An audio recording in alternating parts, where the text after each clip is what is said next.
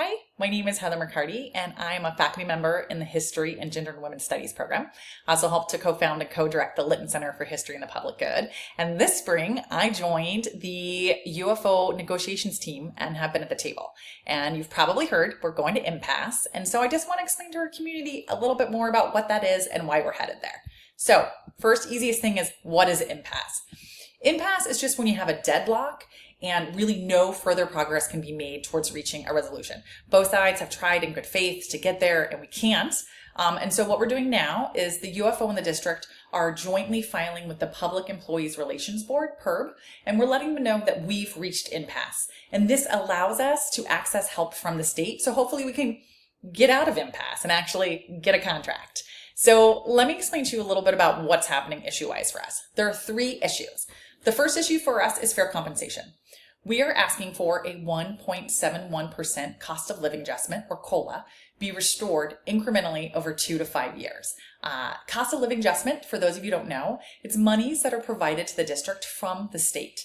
Each year, our annual funding that we get from the state goes up based on what is called a cost of living adjustment. And this is designed to help offset things like salaries, medical and health benefits, utilities, operational costs, all those things that go up every year. And so the state gives money to the college to help with those things, to offset those costs. And so those are, there to help increase salaries and benefits for faculty. It's not a raise. It's just to make sure that our purchasing power stays at the same place because, inflation, everything gets more expensive. I think we're all aware of that more now than ever. And so we would like the district to pass along the monies that were given to them for those things. And just for context, in the past, the district did pass along COLA to us. Yes, it was a negotiated item, but if the district was unable to give it to us, we made a plan with them for them to give it to us in the future. That is how we have always done things at the college. That shifted with this more recent board. Really since 2018, we started to see a shift, especially in 2020 and going forward. And so we are trying to get this money that the state gave them for us. And we're asking them to do it a tiny, tiny little fraction of a percent each year to make us whole. The second issue is inequitable workload. And this is really about differential pay for lab loading. So in our last contract that we all ratified and approved, the faculty made these different lab categories. And we put in writing in the contract that in this contract cycle, the district would come to the table and negotiate to put different classes into these different lab categories so that faculty could get increased pay for their work. And the district came to the table and said, we're here to negotiate, and the negotiation is, no, you can't really have lab load increase. And so we've been going back and forth, and they've offered us to try a pilot lab load study for one department. And so we believe, because we have this contract language and because this needs to happen, we are going to impasse over it. And the third issue that we're going to impasse over is healthcare benefits. The first one's pretty straightforward. We've asked for an increase in compensation to put towards medical benefits. We get a certain amount each month to use towards medical benefits, and we've asked for an increase to that amount. Not an unreasonable amount. We're going we're going to impasse over $125 per month increase to full-time medical health benefits. And that number, just so you know, doesn't even keep us on track with how much health insurance has gone up, just for context. The other one is we're going to impasse over part-time faculty access to state-provided healthcare funds. The state of California has a fund for part-time health insurance. There's like 20 million and some change in there right now. And it is for colleges to submit to get reimbursed for providing part-time faculty with health insurance. This does not cost our college money. The only cost associated with it is the overseeing of the program, the staff that are involved with overseeing it. But otherwise, the money comes from the state. We did a pilot. We thought it went pretty well. The folks that were involved with overseeing the program said it wasn't too much workload for them, and we wanted to move forward with it. But the district is only willing to move forward with it if full-time faculty agree to reimburse the district for the cost of part-time health insurance if, 1, it's not provided from the state chancellor's office in a timely fashion, or 2, for some reason they aren't reimbursed. So we're basically haggling over the access to money, free money, for our part-time faculty who are our lowest paid, most exploited workers at the college. So we're going to impasse over these issues. So let's talk a little bit about what impasse is.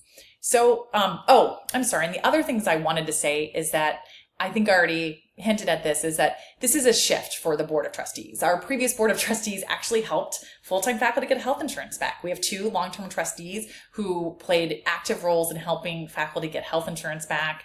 We always had COLA passed along to us, and we've had a real ideological shift with this board and this Board of Trustees, and also with our president. President Charles Sasaki has advised the negotiations team not to give us COLA. President Sasaki and the Board of Trustees are, quote unquote, philosophically opposed to passing along COLA to their workers. That's a conversation for another day. I've made a longer video about it. You can check it out.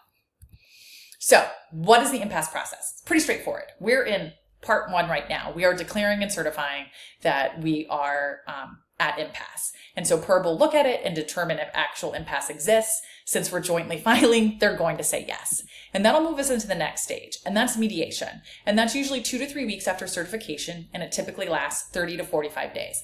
And this is the part where we actually get to have help from the state. So a neutral mediator from the State Mediation Conciliation Service will be assigned.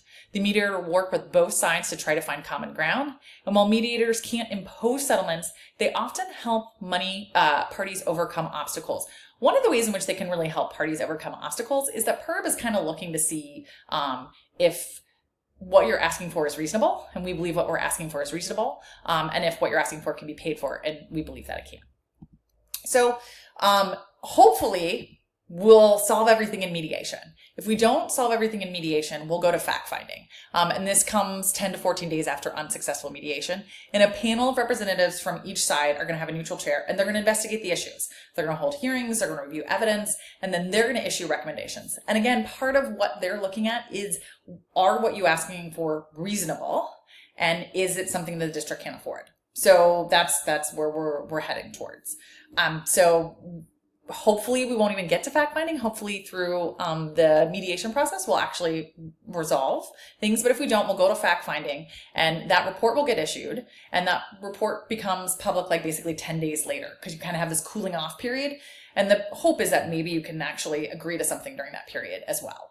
The panel's recommendation becomes public, and then both sides really have to think about those recommendations in good faith. And then if at that point, there will be a final resolution. So if no agreement is reached, then the district can implement its last, best, and final offer after that public hearing. And then the UFO can accept those terms or potentially exercise our right to strike. We are not hoping to strike by any stretch of the imagination. We hope to avoid needing to strike, but we are preparing to do so, so that we are organized and ready to strike at what will be the most impactful time in the fall semester. Again, we are really hoping not to strike, but if the district doesn't, if we go through this whole process and the district decides to ignore the recommendations from PERB and impose its last, best, and final offer, we will strike. And that will happen, and that's not something we want to do, and it's not something we take lightly. We are educators, and we love our students, and the thought of not being in the classroom with our students, it's really upsetting, but it's also not fair to our students to have stressed out faculty who are trying to figure out how to make ends meet and who are overwhelmed teaching their classes. That's not good for them either. If you want to help, the best thing you can do is to join us at our Picket and Pizza on May 14th. We're holding an informational picket before the May 14th Board of Trustees meeting. It's at 5:30 on the quad between building 7 and 1. We'll have pizza, you can make a picket sign, or you can take a pre-made one, and then we'll picket from 6 to 7. And then if you want to stick around and make public comment at the board meeting, we'd love for you to do that as well. This is really an opportunity to educate our whole community to better understand what the issues are that are impacting the college, and hopefully make some headway and move the trustees to understand why what we're asking for is reasonable. Please come. The whole community is invited. We know we have lots of faculty coming. We have lots of students coming. We have some exciting public elected officials that'll be there too. So we would love for you to come, and we hope to see you there. Thanks.